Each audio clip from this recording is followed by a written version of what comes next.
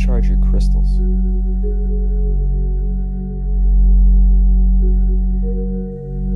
You charge your phone. You charge your laptop.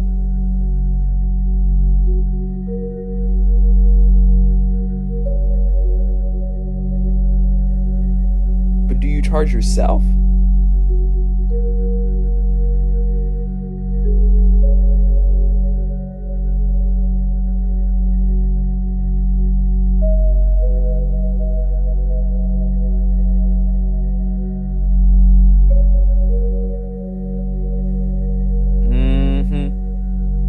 That's what I thought.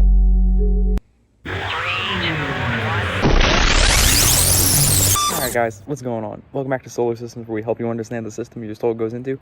And today we're going to be talking about how you charge yourself up, right? But before we actually get into this, we need to ask ourselves a couple questions, like, what energy do you want to charge yourselves up with? What intentions do you actually have? What is the ground that you want to stand on when you absorb all of this energy?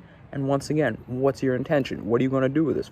These are the questions you should be asking before you actually decipher the energy that you want to charge yourself up with. And before you kind of search the energy that you want, you need to understand your energy. You always have to master your energy first, because the yin will always be more powerful than the yang. All right, guys, now that we're grounded a little bit more in our intention, let's talk about intention and energy itself, right? So intention is basically like picking your direction, setting your course, setting your sails, finding the direction and sticking with it so you can actually start to experience the benefits of having a fixated focus and you've identified what you actually want to experience, right? So once you do that, you need to kind of calculate your own energies, figure out where you're at, figure out what you have going on, figure out what you have inside, right? Because if you start adding extra stuff on, you may go crazy. Things may become a little bit unstable. You don't exactly want to go through that experience. So always learn your energy first, figure out where you're going at, and it can even be as simple as just asking yourself a question. Do I have enough stable energies? Do I have enough grounded energies? What do I actually need? You get what I'm saying here? So with that in mind, then you can ask, how do I want to charge myself up? What do I want to actually experience? So on and so forth, right? Because as I previously mentioned, a lot of people charge themselves up with shitty food, shitty ideas, shitty concepts, and that's not really going to do anything. So while you're here, you might as well just focus on what you want, right? So once we sort of got grounded and seated, like I'm at right now, but yeah, once we get seated in that, then you can start deciphering what you want. So now that we've kind of got a little basis, let's talk about a couple ways you can charge yourself up in. So method number one for a lot of beings on this planet is sun energy, right? A lot of people can use sun energy. Now, you don't really want to use it that much, although we kind of have to, because at the end of the day, sun energy is the root of most of our food in this world, unless you are a breatharian, and even then it's kind of still a little bit of that.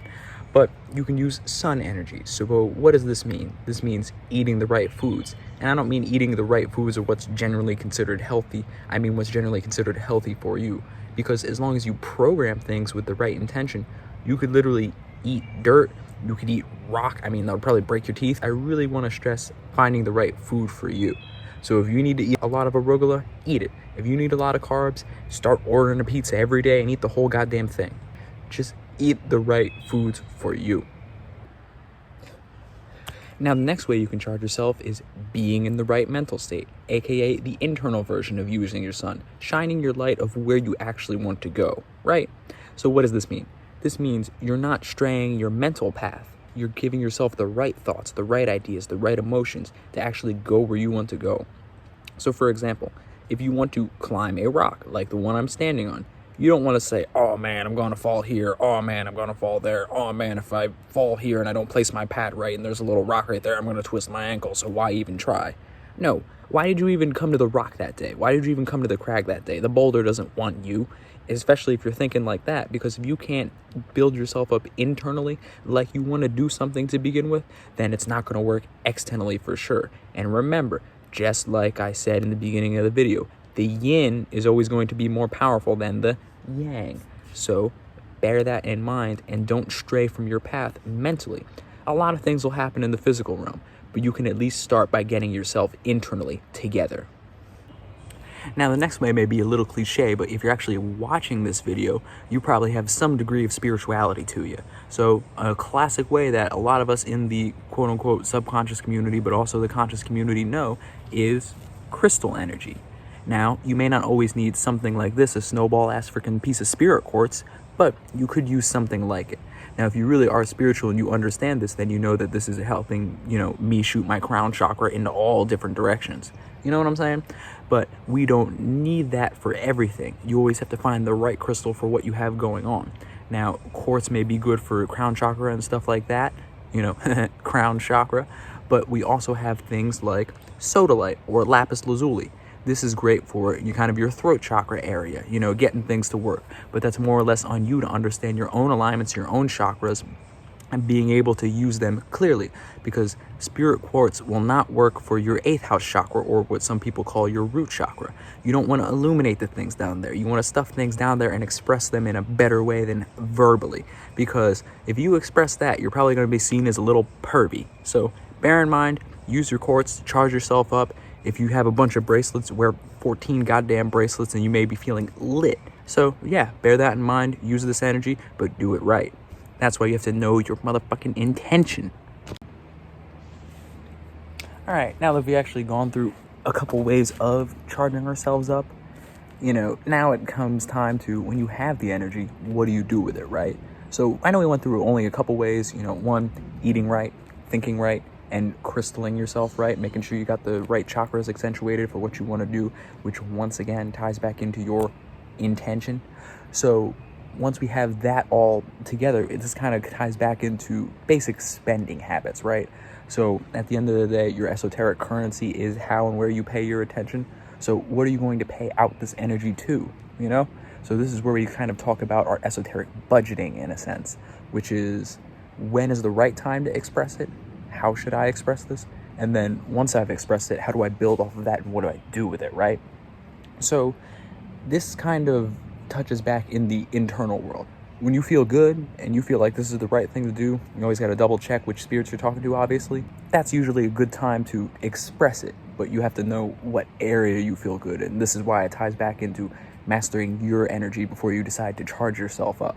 Because if you don't know that you're not exactly feeling good in a situation and you don't know why you're feeling good, then you may spend it and, without, for lack of a better term, blow your load on some dumbass shit.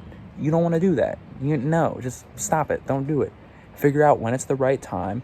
I'm not saying, you're not going to make any mistakes, obviously. You have to freaking go through shit to understand shit. You don't want to extract all your past life experiences for the life you're living now, because the past should stay in the past. You can use the gifts you learned and all the energy training you did, cool. But that's not now. That's not where the energies are at. History repeats itself, but opportunities don't. So this is why sometimes you may have to take risks. Sometimes you may have to express yourself in the wrong time to learn when the right time is. If you don't know, you don't know. There's no real way around that, at least in this 3D life. But my point with this is that there's no specific way to tell you how and when to express something. You have to learn that on your own. And you just have to know that sometimes are the right times and sometimes definitely aren't. So yeah, that's pretty much how you charge yourself up and what to do with it.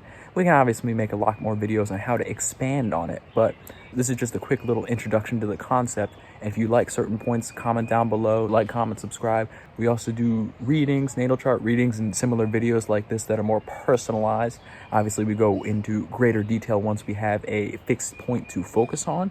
But yeah, I don't know, that's pretty much it. Follow us on Instagram if you want to see the daily alignments that we post every day on the daily, letting you know what's going on, what day it is, what astrological energy is highlighted. And yeah, that's pretty much it. So for the outro, almost fell. Peace.